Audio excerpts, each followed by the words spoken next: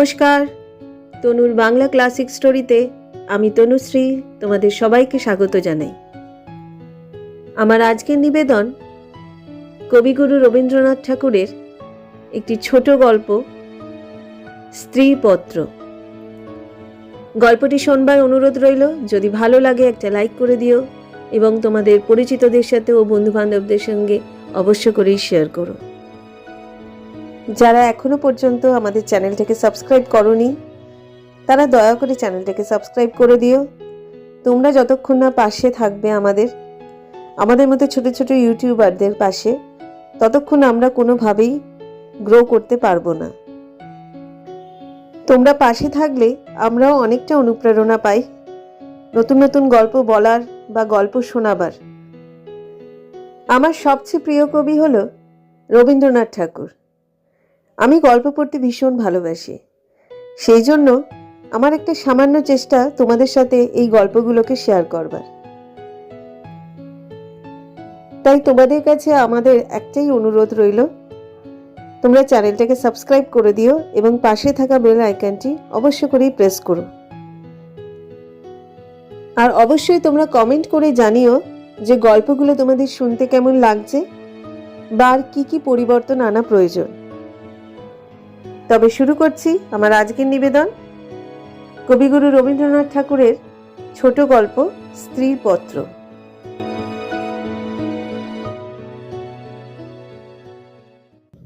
শ্রীচরণ কমলেশু, আজ 15 বছর আমাদের বিবাহ হয়েছে।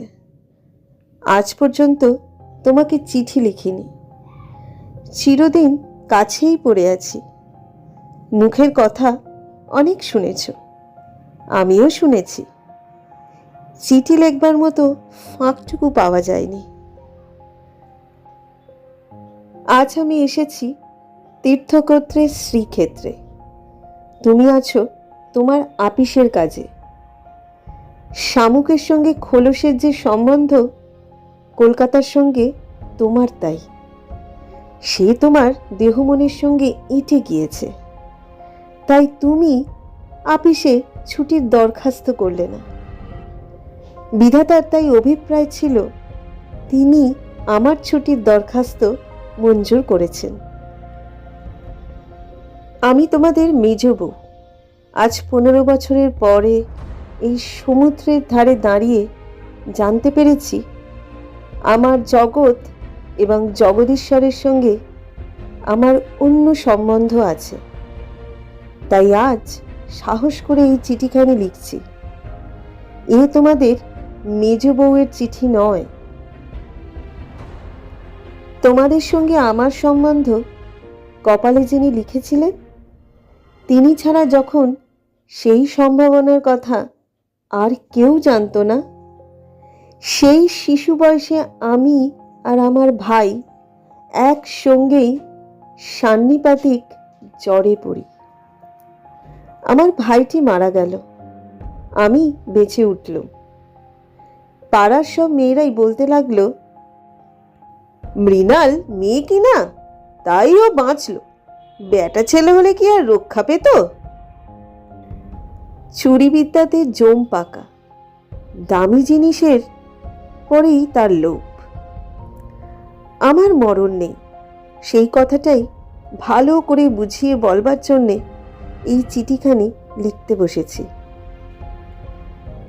যেদিন তোমাদের দূর সম্পর্কে মামা তোমার বন্ধু নীরদকে নিয়ে কোণে দেখতে এলেন, তখন আমার বয়স 12। দুর্গম পাড়াগাঁয়ে আমাদের বাড়ি।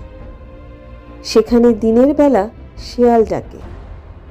স্টেশন থেকে 7 ক্রোশ স্যাকরা গাড়িতে এসে বাকি 3 মাইল কাঁচা রাস্তায় পালকি করে তবে আমাদের গায়ে পৌঁছানো যায়।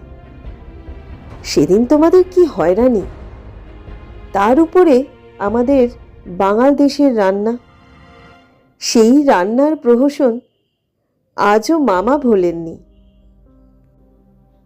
তোমাদের বড় বউয়ের রূপের অভাব মেজ বউকে দিয়ে পূরণ করবার জন্যে তোমার মায়ের একান্ত জিদ ছিল। নইলে এত কষ্ট করে আমাদের সে গাঁয়ে তোমরা যাবে কেন? বাংলাদেশে পিলে, যকৃৎ, অম্লশূল এবং কোণের জন্য তো কাউকে খোঁজ করতে হয় না। তারা আপনি এসে চেপে ধরে, কিছুতে ছাড়তে চায় না। বাবার বুক দূর দূর করতে লাগলো।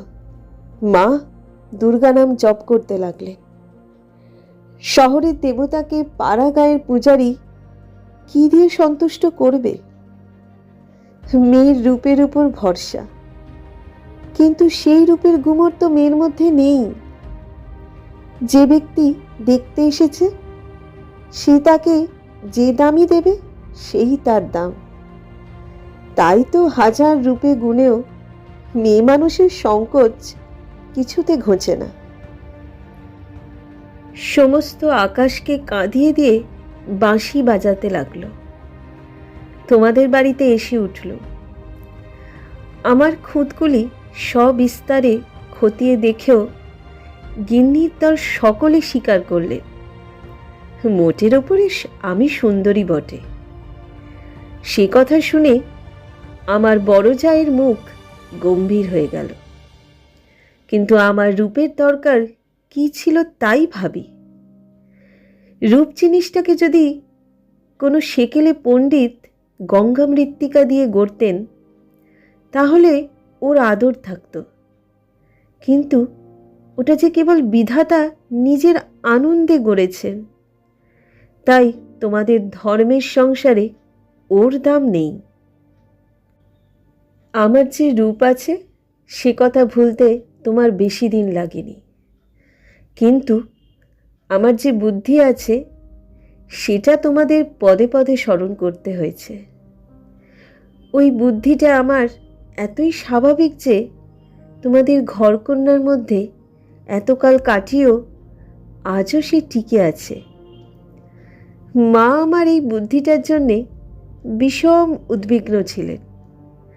মেয়ে মানুষের পক্ষে এ এক বালাই, যাকে বাধা মেনে চলতে হবে। সে যদি বুদ্ধিকে মেনে চলতে চায় তবে ঠোকর খেয়ে খেয়ে তার কপাল ভাঙবেই। কিন্তু কি করব বলো? তোমাদের ঘরের বউয়ের যতটা বুদ্ধির দরকার বিধাতা অসতর্ক হয়ে আমাকে তার চেয়ে অনেকটা বেশি দিয়ে ফেলেছেন। সে আমি এখন ফিরিয়ে দিই কাকে? তোমরা আমাকে মেয়ে জ্যাঠা বলে দুবেলা গাল দিয়েছ। কটু কথাই হচ্ছে অক্ষমের সান্ত্বনা, অতএব সে আমি ক্ষমা করল। আমার একটা জিনিস তোমাদের ঘরকন্যার বাইরে ছিল, সেটাকেও তোমরা জানো না। আমি লুকিয়ে কবিতা লিখতাম। সেই ছাইপাশ যাই হোক না কেন, সেখানে তোমাদের অন্দরমহলের পাঁচিল ওঠেনি। সেইখানে আমার মুক্তি, সেইখানে আমি, শুধুই আমি। আমার মধ্যে যা কিছু তোমাদের মেজ বউকে ছাড়িয়ে রয়েছে সে তোমরা পছন্দ করনি, চিনতেও পারোনি। আমি যে কবি সে এই 15 বছরেও তোমাদের কাছে ধরা পড়েনি।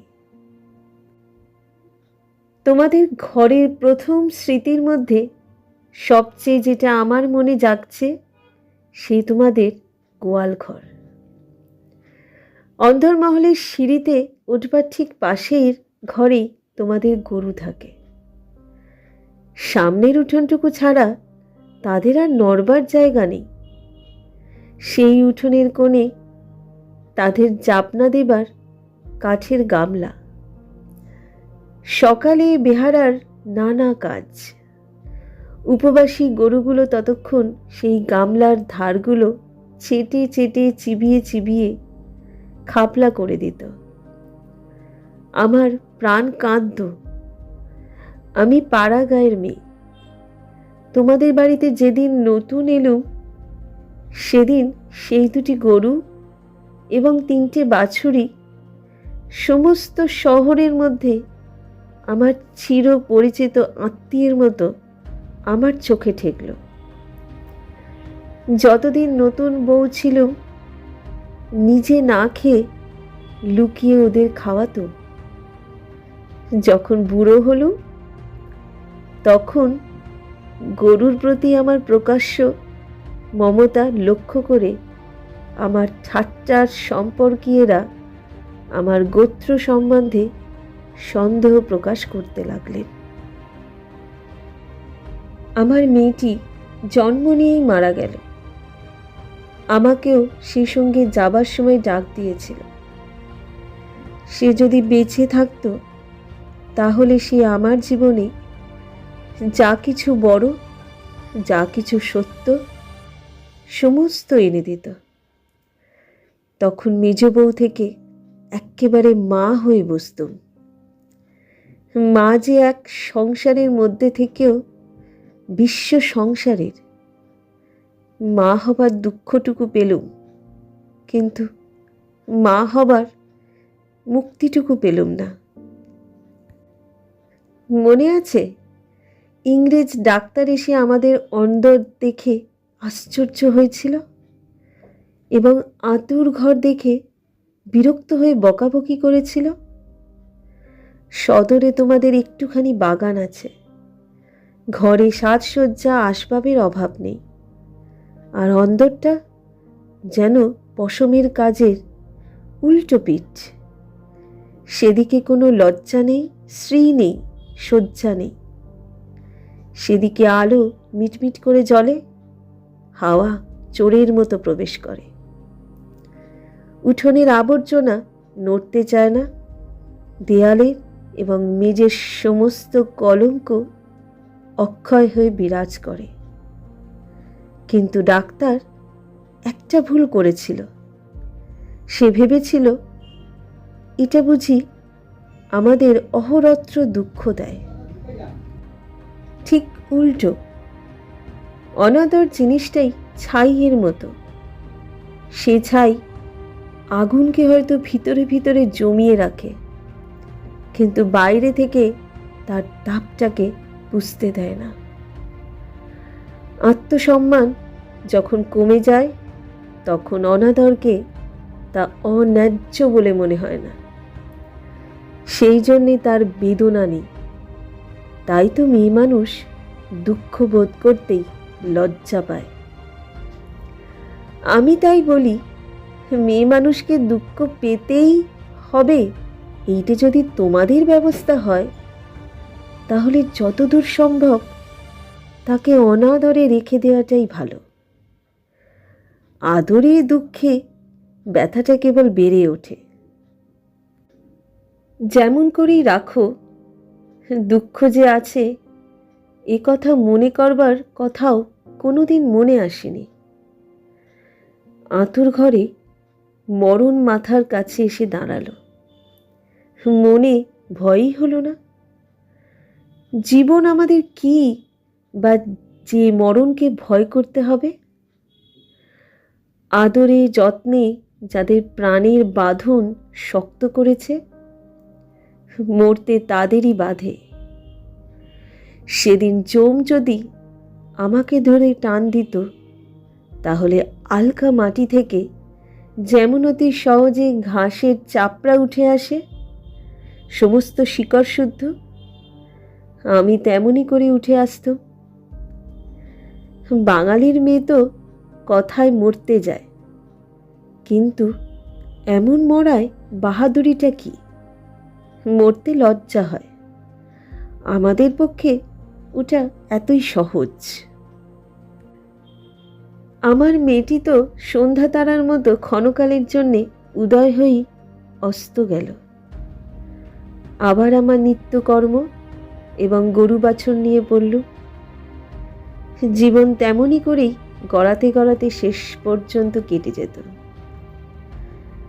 আজকে তোমাকে এই চিঠি লিখবার দরকারই হতো না, কিন্তু বাতাসের সামান্য একটা বীজ উড়িয়ে নিয়ে এসে পাকা দালানের মধ্যে অশ্বত্থ গাছের অঙ্কুর বের করে।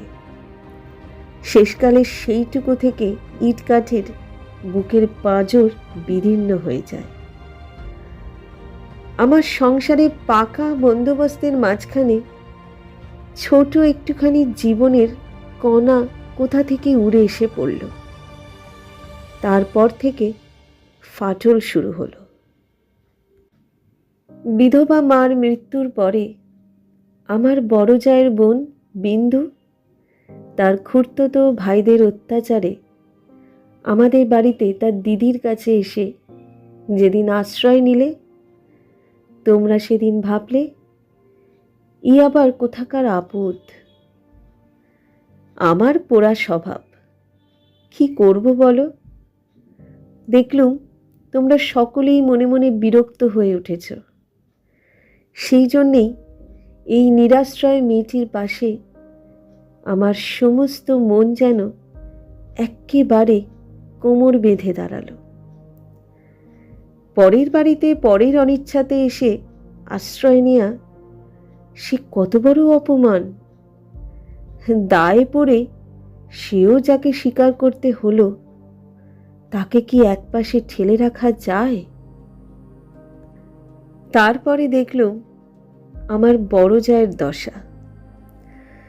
তিনি নিতান্ত দরদে পড়ে বোনটিকে নিজের কাছে এনেছেন, কিন্তু যখন দেখলেন স্বামীর অনিচ্ছা, তখন এমনই ভাব করতে লাগলেন যেন এ তাঁর এক বিষম বালাই, যেন একে দূর করতে পারলেই তিনি বাঁচেন। এই অনাথা বোনটিকে মন খুলে প্রকাশ্যে স্নেহ দেখালেন, সে সাহস তার হলো না। তিনি পতিব্রতা। তার এই সংকট দেখে আমার মন আরো ব্যথিত হয়ে উঠল।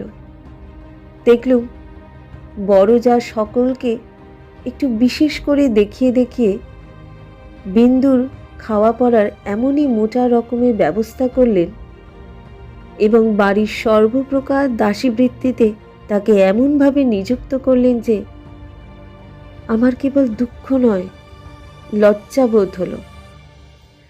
তিনি সকলের কাছে প্রমাণ করবার জন্যে ব্যস্ত যে আমাদের সংসারের ফাঁকি দিয়ে বিন্দুকে ভারী সুবিধা দরে পাওয়া গেছে। ও কাজ দেয় বিস্তর, অথচ খরচের হিসাবে বেজায় সস্তা। আমাদের বড় জায়ের বাপের বংশে কুল ছাড়া আর বড় কিছু ছিল না, রূপও না, টাকাও না। আমার শ্বশুরের হাতে পায়ে ধরে কেমন করে তোমাদের ঘরে তার বিবাহ হলো সে তো সমস্তই জানো। তিনি নিজের বিবাহটাকে এই বংশের প্রতি বিষম একটা অপরাধ বলেই চিরকাল মনে জেনেছেন। সেই জন্যে সকল বিষয়ে নিজেকে যতদূর সম্ভব সংকুচিত করে তোমাদের ঘরে তিনি অতি অল্প জায়গা জুড়ে থাকেন। তো তাঁর এই সাধু দৃষ্টান্তে আমাদের বড় মুশকিল হয়েছে। আমি সকল দিকে আপনাকে অত অসম্ভব খাটো করতে পারিনি। আমি যেটাকে ভালো বলে বুঝি, আর কারো খাতিরে সেটাকে মন্দ বলে মেনে নেয়া আমার কর্ম নয়। তুমিও তার অনেক প্রমাণ পেয়েছ। বিন্দুকে আমি আমার ঘরে টেনে নিল। দিদি বললেন, মেজ বউ, গরিবের ঘরের মেয়ের মাথাটি খেতে বসলে। আমি যেন বিষম এক বিপদ ঘটালো। এমনইভাবে তিনি সকলের কাছে নালিশ করে বেড়ালেন, কিন্তু আমি নিশ্চয় জানি তিনি মনে মনে বেঁচে গেলেন। এখন দোষের বোঝা আমার উপরেই পড়ল। তিনি বোনকে নিজে যে স্নেহ দেখাতে পারতেন না, আমাকে দিয়ে সেই স্নেহটুকু করিয়ে নিয়ে তার মনটা হালকা হলো। আমার বড় যা বিন্দুর বয়স থেকে 2-4টে অঙ্ক বাদ দিতে চেষ্টা করতেন, কিন্তু তার বয়স যে 14-র চেয়ে কম ছিল না, এ কথা লুকিয়ে বললে অন্যায় হতো না। তুমি তো জানো সে দেখতে এতই মন্দ ছিল যে পরে গিয়ে সে যদি মাথা ভাঙত তবে ঘরের মেজেটার জন্যেই লোকে উদ্বিগ্ন হতো। কাজেই পিতা মাতার অভাবে কেউ তাকে বিয়ে দেবার ছিল না, এবং তাকে বিয়ে করবার মতো মনের জোরই বা কজন লোকের ছিল। বিন্দু বড় ভয়ে ভয়ে আমার কাছে এলো, যেন আমার গায়ে তার ছোঁয়াচ লাগলে আমি সইতে পারবো না। বিশ্ব সংসারে তার যেন জন্মাবার কোনো শর্ত ছিল না, তাই সে কেবল পাশ কাটিয়ে চোখ এড়িয়ে চলত। তার বাপের বাড়িতে তার খুড়তুতো ভাইরা তাকে এমন একটি কোণও ছেড়ে দিতে চায়নি যে কোণে একটা অনাবশ্যক জিনিস পড়ে থাকতে পারে। অনাবশ্যক আবর্জনা ঘরের আশেপাশে অনায়াসে স্থান পায়, কেননা মানুষ তাকে ভুলে যায়। কিন্তু অনাবশ্যক মেয়ে মানুষ যে একে অনাবশ্যক, আবার তার উপরে তাকে ভোলাও শক্ত, সেই জন্যে আস্থা করেও তার স্থান নেই। অথচ বিন্দুর খুড়তুতো ভাইরা যে জগতে পরমাকর্ষক পদার্থ তা বলবার জো নেই, কিন্তু তারা বেশ আছে। তাই বিন্দুকে যখন আমার ঘরে ডেকে আনলো, তার বুকের মধ্যে কাঁপতে লাগলো। তার ভয় দেখে আমার বড় দুঃখ হলো। আমার ঘরে যে তার একটুখানি জায়গা আছে, সে কথাটা আমি অনেক আদর করে তাকে বুঝিয়ে দিলাম। কিন্তু আমার ঘর তো শুধু আমার ঘর নয়, কাজেই আমার কাজটি সহজ হলো না। 2-4 দিন আমার কাছে থাকতেই তার গায়ে লাল লাল কি উঠল। হয়তো সে ঘামাচি, নয়তো আরও কিছু হবে। তোমরা বললে বসন্ত, কেননা ও যে বিন্দু। তোমাদের পাড়ায় এক আনাড়ি ডাক্তার এসে বললে, আর 2-1 দিন না গেলে ঠিক বলা যায় না, কিন্তু সেই 2-1 দিনের সবুর সইবে কে? বিন্দু তো তার ব্যামোর লজ্জাতেই মরবার জো হলো। আমি বললুম, বসন্ত হয়তো হোক, আমি আমাদের সেই আতুর ঘরে ওকে নিয়ে থাকব, আর কাউকে কিছু করতে হবে না। এই নিয়ে আমার উপরে তোমরা যখন সকলে মার মূর্তি ধরেছ, এমনকি বিন্দুর দিদিও যখন অত্যন্ত বিরক্তির ভান করে পোড়া কপালি মেয়েটাকে হাসপাতালে পাঠাবার প্রস্তাব করছেন, এমন সময় ওর গায়ের সমস্ত লাল দাগ একদম মিলিয়ে গেল। তোমরা দেখি তাতে আরো ব্যস্ত হয়ে উঠলে। বললে, নিশ্চয়ই বসন্ত বসে গিয়েছে, কেননা ও যে বিন্দু। অনাদরে মানুষ হবার একটা মস্ত গুণ শরীরটাকে তাতে একেবারে অজর অমর করে তোলে। ব্যায়ামও হতেই চায় না। মরার সদর রাস্তাগুলো একেবারেই বন্ধ। রোগ তাই ওকে ঠাট্টা করে গেল, কিছুই হলো না। কিন্তু এটা বেশ বোঝা গেল, পৃথিবীর মধ্যে সবচেয়ে অকিঞ্চিৎকর মানুষকে আশ্রয় দেয়াই সবচেয়ে কঠিন। আশ্রয়ের দরকার তার যত বেশি, আশ্রয়ের বাধাও তেমনি বিষম। আমার সম্বন্ধে বিন্দুর ভয় যখন ভাঙল, তখন ওকে আর এক গেরোয় ধরল। আমাকে এমনই ভালোবাসতে শুরু করলে যে আমাকে ভয় ধরিয়ে দিলে। ভালোবাসার এরকম মূর্তি সংসারে তো কোনোদিন দেখিনি। বইয়েতে পড়েছি বটে, সেও মেয়ে পুরুষের মধ্যে। আমার যে রূপ ছিল সে কথা আমার মনে করবার কোনো কারণ বহুকাল ঘটেনি। এতদিন পরে সেই রূপটা নিয়ে পড়ল এই কুশ্রী মেয়েটি। আমার মুখ দেখে তার চোখের আশ মিটত না। বলতো, দিদি তোমার এই মুখখানি আমি ছাড়া আর কেউ দেখতে পাইনি। যেদিন আমি নিজের চুল নিজে বাঁধলুম, সেদিন তার ভারী অভিমান। আমার চুলের বোঝা 2 হাত দিয়ে নাড়তে চাড়তে তার ভারী ভালো লাগতো। কোথাও নিমন্ত্রণে যাওয়া ছাড়া আমার সাজগোজের তো দরকার ছিল না, কিন্তু বিন্দু আমাকে অস্থির করে রোজই কিছু না কিছু সাজ করাতো। মেয়েটা আমাকে নিয়ে একেবারে পাগল হয়ে উঠল। তোমাদের অন্দরমহলে কোথাও জমি 1 ছটাক নেই। উত্তর দিকের পাঁচিলের গায়ে নর্দমার ধারে কোনো গতিকে একটা গাব গাছ জন্মেছে। যেদিন দেখতুম সেই গাবের গাছের নতুন পাতাগুলি রাঙা চকচকে হয়ে উঠেছে, সেই দিন জানতুম ধরাতলে বসন্ত এসেছে বটে।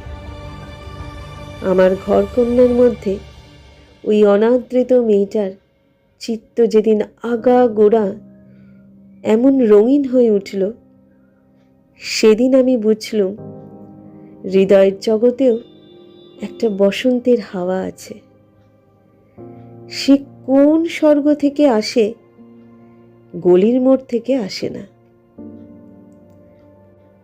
বিন্দুর ভালোবাসার দুঃসহ বেগে আমাকে অস্থির করে তুলেছিল। একবার তার উপর রাগ হতো, সে কথা স্বীকার করি, কিন্তু তার এই ভালোবাসার ভিতর দিয়ে আমি আপনার একটি স্বরূপ দেখলুম, যা আমি জীবনে আর কোনো দিন দেখিনি। সেই আমার মুক্ত স্বরূপ। এদিকে বিন্দুর মতো মেয়েকে আমি যে এতটা আদর যত্ন করছি, এ তোমাদের অত্যন্ত বাড়াবাড়ি বলে ঠেকল। এর জন্যে খুঁত খুঁত খিটখিটের অন্ত ছিল না।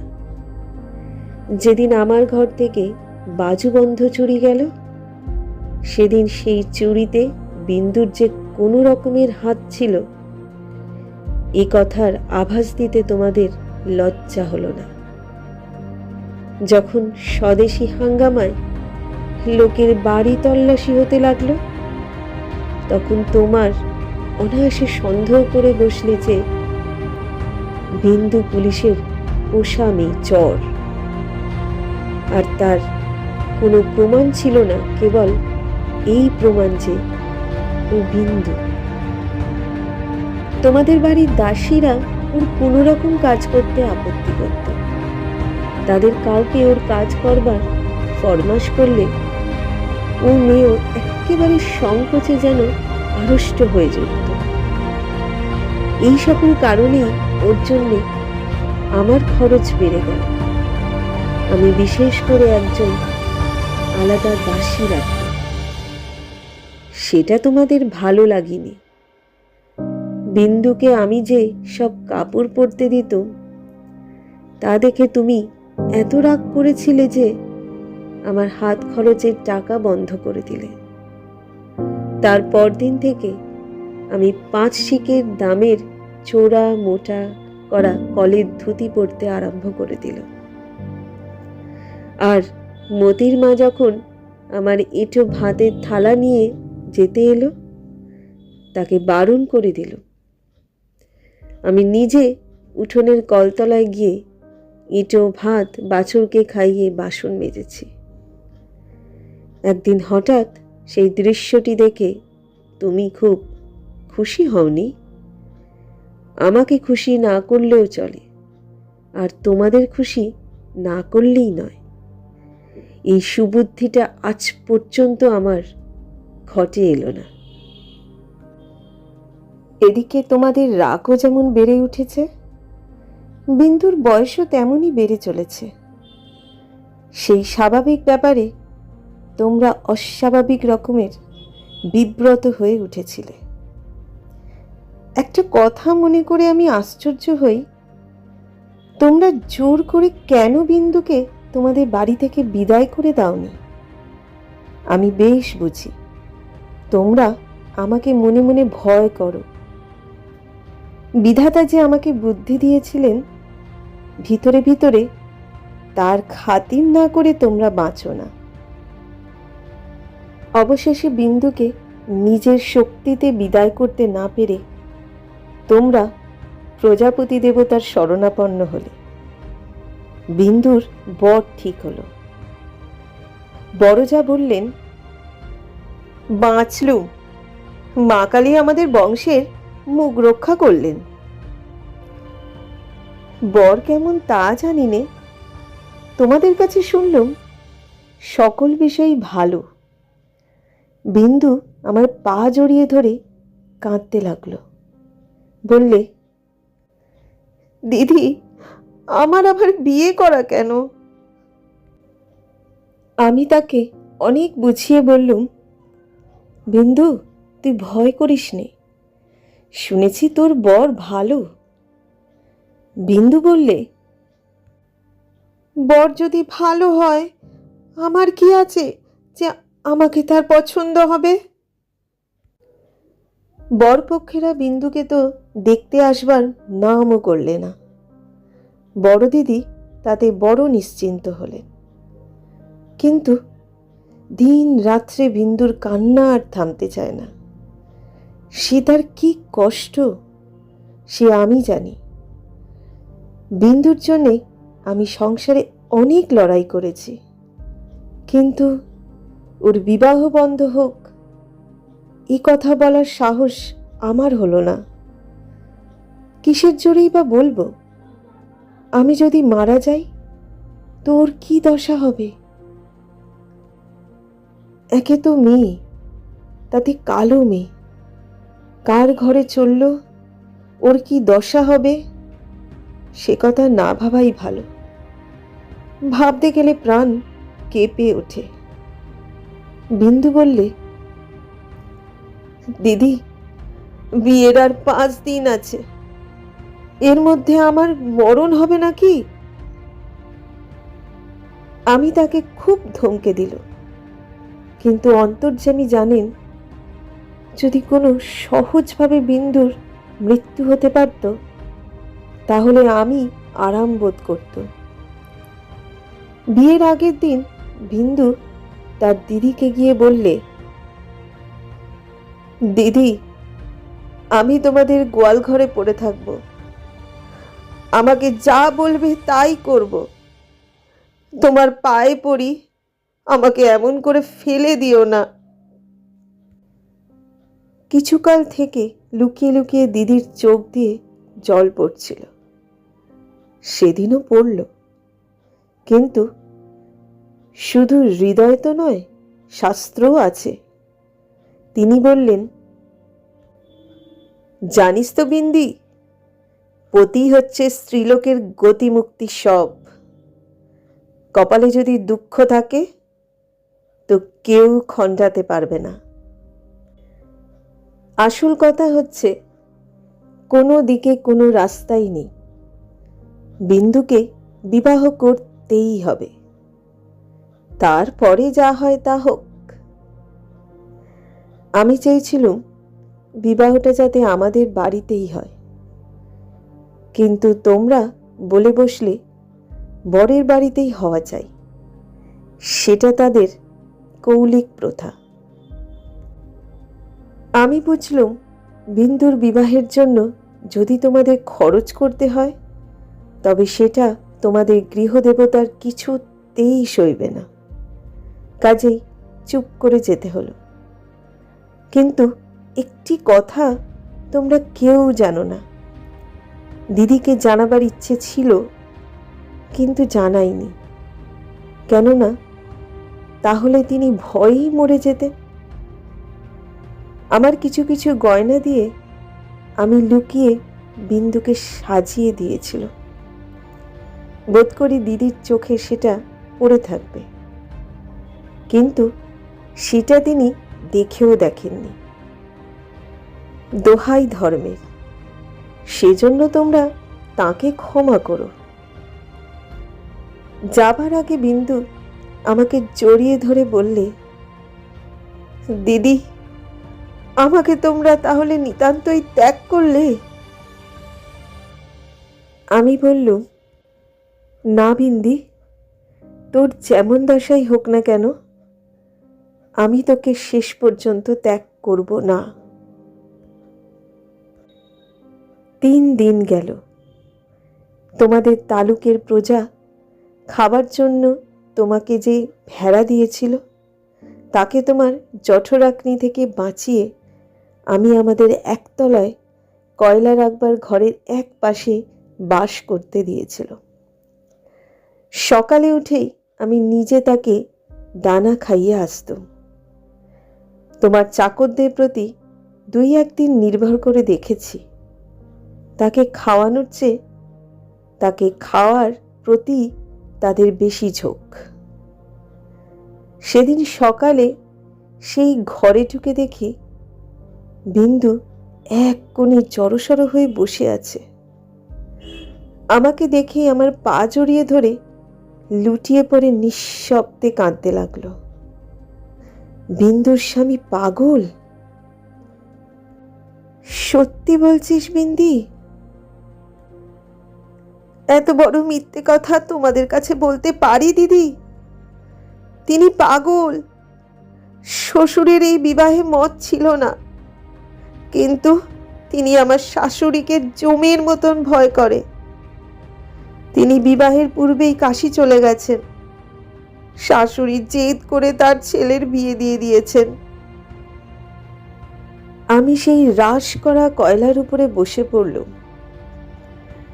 মেয়ে মানুষকে মেয়ে মানুষ দয়া করে না, বলে ও তো মেয়ে মানুষ, বই তো নয়। ছেলে হোক না পাগল, সে তো পুরুষ বটে। বিন্দুর স্বামীকে হঠাৎ পাগল বলে বোঝা যায় না, কিন্তু এক একদিন সে এমন উন্মাদ হয়ে ওঠে যে তাকে ঘরে তালা বন্ধ করে রাখতে হয়। বিবাহের রাত্রে সে ভালো ছিল, কিন্তু রাত জাগা প্রভৃতি উৎপাতে দ্বিতীয় দিন থেকে তার মাথা একেবারে খারাপ হয়ে উঠল। বিন্দু দুপুরবেলায় পিতলের থালায় ভাত খেতে বসেছিল। হঠাৎ তার স্বামী থালা শুদ্ধ ভাত টেনে উঠোনে ফেলে দিল। হঠাৎ কেমন তার মনে হয়েছে বিন্দু স্বয়ং রানী রাসমণি। বেহারাটা নিশ্চয়ই সোনার থালা চুরি করে রানীকে তার নিজের থালায় ভাত খেতে দিয়েছে। এই তার রাগ। বিন্দু তো ভয় মরে গেল। তৃতীয় রাত্রে শাশুড়ি তাকে যখন স্বামীর ঘরে শুতে বললে, বিন্দুর প্রাণ শুকিয়ে গেল। শাশুড়ি তার প্রচণ্ড রাগলে জ্ঞান থাকে না। সেও পাগল, কিন্তু পুরো নয় বলেই আরো ভয়ানক। বিন্দুকে ঘরে ঢুকতে হলো। স্বামী সে রাত্রে ঠান্ডা ছিল, কিন্তু ভয়ে বিন্দুর শরীর যেন কাঠ হয়ে গেল। স্বামী যখন ঘুমিয়েছে, অনেক রাত্রে সে অনেক কৌশলে পালিয়ে এসেছে, তার বিস্তারিত বিবরণ লেখবার দরকার নেই। ঘৃণায় রাগে আমার সকল শরীর জ্বলতে লাগলো। আমি বললুম, এমন ফাঁকির বিয়ে বিয়েই নয়। বিন্দু, তুই যেমন ছিলি তেমনই আমার কাছে থাক, দেখি তোকে কে নিয়ে যেতে পারে। তোমরা বললে বিন্দু মিথ্যে কথা বলছে। আমি বললুম, ও কখনো মিথ্যা বলে না। তোমরা বললে, কেমন করে জানলে? আমি বললুম, আমি নিশ্চয়ই জানি। তোমরা ভয় দেখালে বিন্দুর শ্বশুরবাড়ির লোকে পুলিশ কেস করলে মুশকিলে পড়তে হবে। আমি বললুম, ফাঁকি দিয়ে পাগল বরের সঙ্গে ওর বিয়ে দিয়েছে, এ কথা কি আদালত শুনবে না? তোমরা বললে, তবে কি এ নিয়ে আদালত করতে হবে নাকি? কেন, আমাদের দায় কিসের? আমি বললুম, আমি নিজের গয়না বেচে যা করতে পারি করব। তোমরা বললে, উকিল বাড়ি ছুটবে নাকি? এ কথার জবাব নেই। কপালে করাঘাত করতে পারি, তার বেশি আর কি বলবো। ওদিকে বিন্দুর শ্বশুর বাড়ি থেকে ওর ভাসুর এসে বাইরে বিষম গোল বাঁধিয়েছে। সে বলছে সে থানায় খবর দেবে।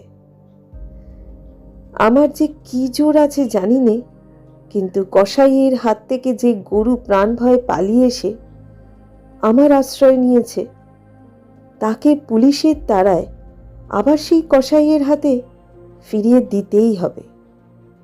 এ কথা কোনো মতেই আমার মন মানতে পারল না। আমি স্পর্ধা করে বললুম, তা দিক থানায় খবর। এই বলে মনে করলুম বিন্দুকে এই বেলা আমার শোবার ঘরে এনে তাকে নিয়ে ঘরে তালাবদ্ধ করে বসে থাকি। খোঁজ করে দেখি বিন্দু নেই। তোমাদের সঙ্গে আমার বাদ প্রতিবাদ যখন চলছিল, তখন বিন্দু আপনি বাইরে গিয়ে তার ভাসুরের কাছে ধরা দিয়েছে। বুঝেছে এ বাড়িতে যদি সে থাকে তবে আমাকে সে ভীষণ বিপদে ফেলবে। মাঝখানে পালিয়ে এসে বিন্দু আপন দুঃখ আরো বাড়ালে। তার শাশুড়ির তর্ক এই যে তার ছেলে তো ওকে খেয়ে ফেলছিল না। মন্দ স্বামীর দৃষ্টান্ত সংসারে দুর্লভ নয়। তাদের সঙ্গে তুলনা করলে তার ছেলে যে সোনার চাঁদ। আমার বড় যা বললেন, ওর পোড়া কপাল, তা নিয়ে দুঃখ করে কি করব? তা পাগল হোক ছাগল হোক, স্বামী তো বটে। কুষ্ঠরোগীকে কোলে করে তার স্ত্রী বেশ্যার বাড়িতে নিজে পৌঁছে দিয়েছে। সতীসাধ্যির সেই দৃষ্টান্ত তোমাদের মনে জাগছিল। জগতের মধ্যে অধমতম কাপুরুষতার এই গল্পটা প্রচার করে আসতে তোমাদের পুরুষের মনে আজ পর্যন্ত একটুও সংকোচবোধ হয়নি। সেই জন্যই মানব জন্ম নিয়েও বিন্দুর ব্যবহারে তোমরা রাগ করতে পেরেছ। তোমাদের মাথা হেট হয়নি। বিন্দুর জন্যে আমার বুক ফেটে গেল, কিন্তু তোমাদের জন্য আমার লজ্জার সীমা ছিল না। আমি তো পাড়া গিয়ে মেয়ে, তার উপরে তোমাদের ঘরে পড়েছি। ভগবান কোন ফাঁক দিয়ে আমার মধ্যে এমন বুদ্ধি দিলেন? তোমাদের এইসব ধর্মের কথা আমি যে কিছুতেই সইতে পারলুম না। আমি নিশ্চয়ই জানতাম মরে গেলেও বিন্দু আমাদের ঘরে আর আসবে না, কিন্তু আমি যে তাকে বিয়ের আগের দিন আশা দিয়েছিলুম যে তাকে শেষ পর্যন্ত ত্যাগ করব না। আমার ছোট ভাই শরৎ কলকাতায় কলেজে পড়ছিল। তোমরা জানোই তো, যত রকমের ভলেন্টিয়ারি করা, প্লেগের পাড়ার ইঁদুর মারা, দামোদরের বন্যায় ছোটা, এতেই তার এত উৎসাহ যে উপরি উপরি দুবার সে এফএ পরীক্ষায় ফেল করেও কিছুমাত্র দমে যায়নি। তাকে আমি ডেকে বললুম, বিন্দুর খবর যাতে আমি পাই, তোকে সেই বন্দোবস্ত করে দিতে হবে শরৎ। বিন্দু আমাকে চিঠি লিখতে সাহস করবে না, লিখলেও আমি পাবো না। এই রকম কাজের চেয়ে যদি তাকে বলতুম বিন্দুকে ডাকাতি করে আনতে কিংবা তার পাগল স্বামীর মাথা ভেঙে দিতে, তাহলে সে বেশি খুশি হতো। শরতের সঙ্গে আলোচনা করছি, এমন সময় তুমি ঘরে এসে বললে, আবার কি হাঙ্গামা বাঁধিয়েছ? আমি বললুম, সেই যা সব গোড়ায় বাঁধিয়েছিল তোমাদের ঘরে এসেছিল, কিন্তু সে তো তোমাদেরই কীর্তি। তুমি জিজ্ঞাসা করলে, বিন্দুকে আবার এনে কোথাও লুকিয়ে রেখেছ? আমি বললুম, বিন্দু যদি আসতো তাহলে নিশ্চয়ই এনে লুকিয়ে রাখত, কিন্তু সে আসবে না, তোমাদের ভয় নেই। শরৎকে আমার কাছে দেখে তোমার সন্দেহ আরো বেড়ে উঠল। আমি জানতুম শরৎ আমাদের বাড়ি যাতায়াত করে, এ তোমরা কিছুতেই পছন্দ করতে না।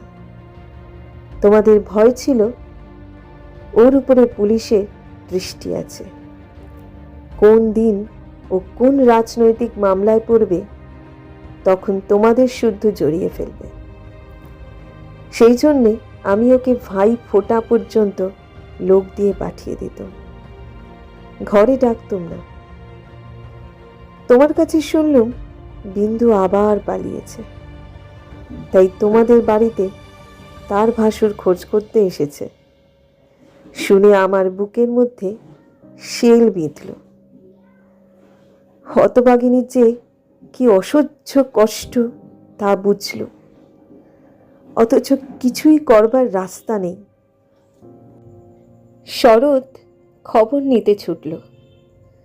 সন্ধ্যার সময় ফিরে এসে আমাকে বললে, বিন্দু তার খুড়তুতো ভাইদের বাড়ি গিয়েছিল, কিন্তু তারা তুমুল রাগ করে তখনই আবার তাকে শ্বশুর বাড়ি পৌঁছে দিয়ে গেছে। এর জন্যে তাদের খেসারত এবং গাড়ি ভাড়ার দণ্ড যা ঘটেছে তার ঝাঁঝ এখনো তাদের মন থেকে মরেনি। তোমাদের খুড়িমা শ্রীক্ষেত্রে তীর্থ করতে যাবেন বলে তোমাদের বাড়িতে এসে উঠেছেন। আমি তোমাদের বললুম আমিও যাব।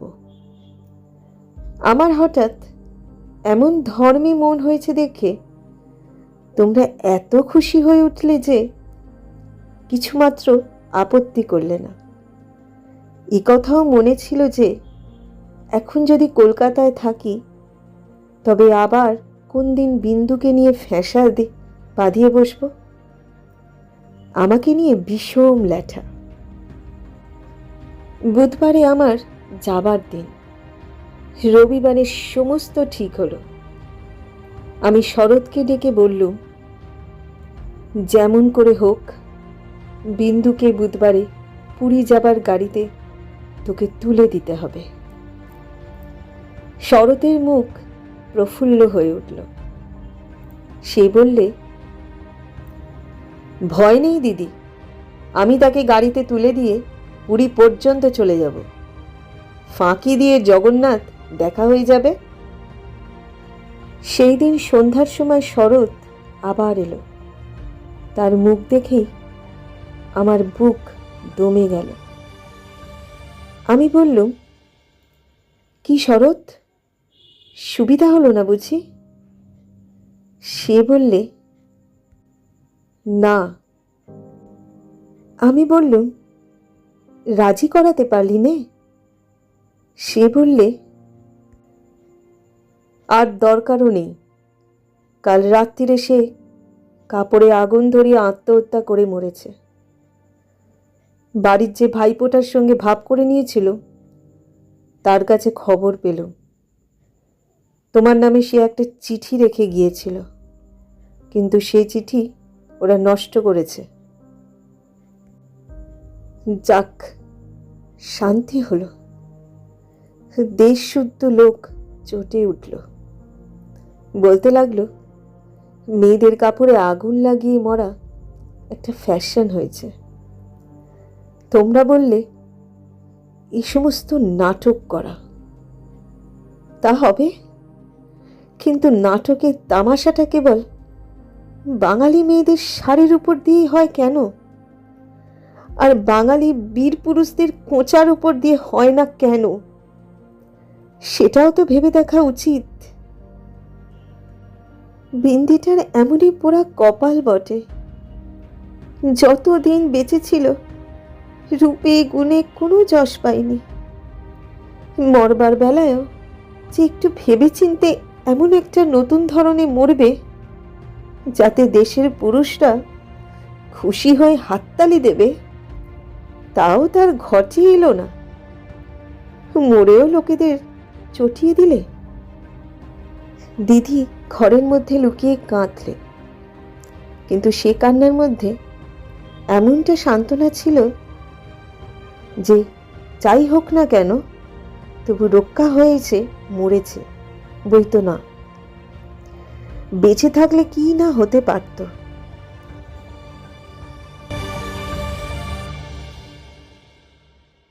তীর্থে এসেছি, বিন্দু আর আসবার দরকার হলো না, কিন্তু আমার দরকার ছিল।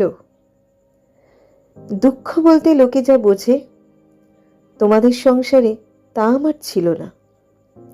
তোমাদের ঘরে খাওয়া পড়া অসচ্ছল নয়। তোমার দাদার চরিত্র যেমন হোক, তোমার চরিত্রে এমন কোনো দোষ নেই যাতে বিধাতাকে মন্দ বলতে পারি। যদি বা তোমার স্বভাব তোমার দাদার মতোই হতো, তাহলেও হয়তো মোটের উপর আমার এমনইভাবেই দিন চলে যেত, এবং আমার সতী সাধ্যী বড় জায়ের মতো পতিদেবতাকে দোষ না দিয়ে বিশ্বদেবতাকেই আমি দোষ দেবার চেষ্টা করতাম। অতএব তোমাদের নামে আমি কোনো নালিশ উত্থাপন করতে চাই না। আমার এ চিঠি সেজন্য নয়, কিন্তু আমি আর তোমাদের সেই 27 নম্বর মাখন বড়ালে গলিতে ফিরব না। আমি বিন্দুকে দেখেছি।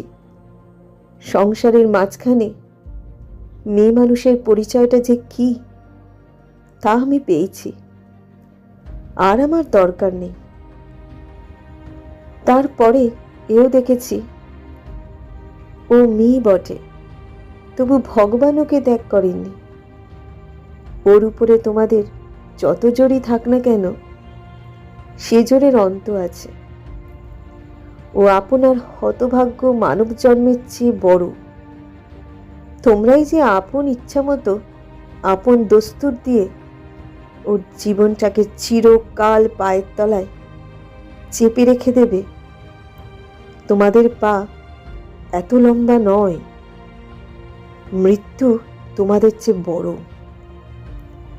সেই মৃত্যুর মধ্যে সে মহান। সেখানে বিন্দু কেবল বাঙালি ঘরের মেয়ে নয়, কেবল খুড়তুতো ভাইয়ের বোন নয়, কেবল অপরিচিত পাগল স্বামীর প্রবঞ্চিত স্ত্রী নয়, সেখানে সে অনন্ত। সেই মৃত্যুর বাসি এই বালিকার ভাঙা হৃদয়ের ভিতর দিয়ে আমার জীবনের যমুনা পারে যেদিন বাজল, সেদিন প্রথমটা আমার বুকের মধ্যে যেন বাণ বিঁধল। বিধাতাকে জিজ্ঞাসা করলুম, জগতের মধ্যে যা কিছু সবচেয়ে তুচ্ছ তাই সবচেয়ে কঠিন কেন? এই গলির মধ্যকার চারিদিকে প্রাচীর তোলা নিরানন্দের অতি সামান্য বুদ্বুদটা এমন ভয়ঙ্কর বাধা কেন? তোমার বিশ্বজগৎ তার 6 ঋতুর সুধাপাত্র হাতে করে যেমন করেই হোক ডাক দিক না, এক মুহূর্তের জন্য কেন আমি এই অন্দরমহলটার এইটুকু মাত্র চৌকাঠ পেরোতে পারি না? তোমার এমন ভুবনে আমার এমন জীবন নিয়ে কেন ওই অতি তুচ্ছ ইটকাঠের আড়ালটার মধ্যেই আমাকে তিলে তিলে মরতেই হবে? কত তুচ্ছ আমার এই প্রতিদিনের জীবনযাত্রা, কত তুচ্ছ এর সমস্ত বাধা নিয়ম, বাধা অভ্যাস, বাধা বুলি, এর সমস্ত বাধা মার।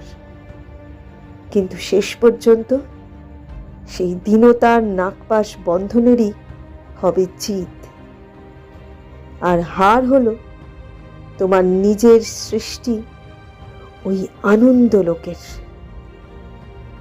কিন্তু মৃত্যুর বাঁশি বাজতে লাগলো। কোথায় রে রাজমিস্ত্রি গড়া দেয়াল, কোথায় রে তোমাদের ঘোড়ো আইন দিয়ে গড়া কাটার বেড়া? কোন দুঃখে কোন অপমানে মানুষকে বন্দি করে রেখে দিতে পারে? ওই তো মৃত্যুর হাতে জীবনের জয় পতাকা উঠছে। ওরে মেজ বউ, ভয় নেই তোর। তোর মেজ বউয়ের খোলস ছিন্ন হতে এক নিমেষও লাগে না। তোমাদের গলিকে আর আমি ভয় করি নে। আমার সম্মুখে আজ নীল সমুদ্র, আমার মাথার উপরে আষাঢ়ের মেঘপুঞ্জ। তোমাদের অভ্যাসের অন্ধকারে আমাকে ঢেকে রেখে দিয়েছিল। ক্ষণকালের জন্য বিন্দু এসে সেই আবরণের ছিদ্র দিয়ে আমাকে দেখে নিয়েছিল। সেই মেয়েটাই তার আপনার মৃত্যু দিয়ে আমার আবরণখানা আগা গোড়া ছিন্ন করে দিয়ে গেল। আজ বাইরে এসে দেখি আমার গৌরব রাখবার আর জায়গা নেই। আমার এই অনাদৃত রূপ যার চোখে ভালো লেগেছে, সেই সুন্দর সমস্ত আকাশ দিয়ে আমাকে চেয়ে দেখছেন। এইবার মরেছে মেজ বউ। তুমি ভাবছো আমি মরতে যাচ্ছি? ভয় নেই, আমি পুরনো ঠাট্টা তোমাদের সঙ্গে করব না।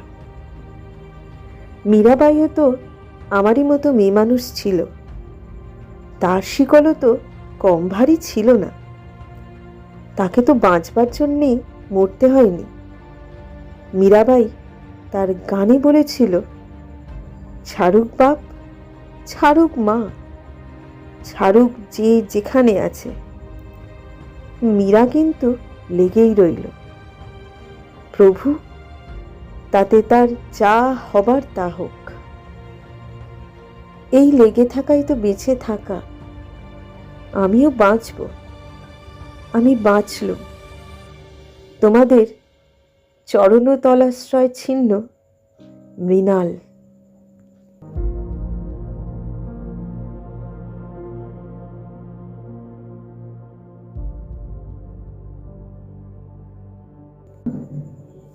এতক্ষণ তোমরা শুনলে কবিগুরু রবীন্দ্রনাথ ঠাকুরের একটি অসামান্য গল্প, স্ত্রীর পত্র।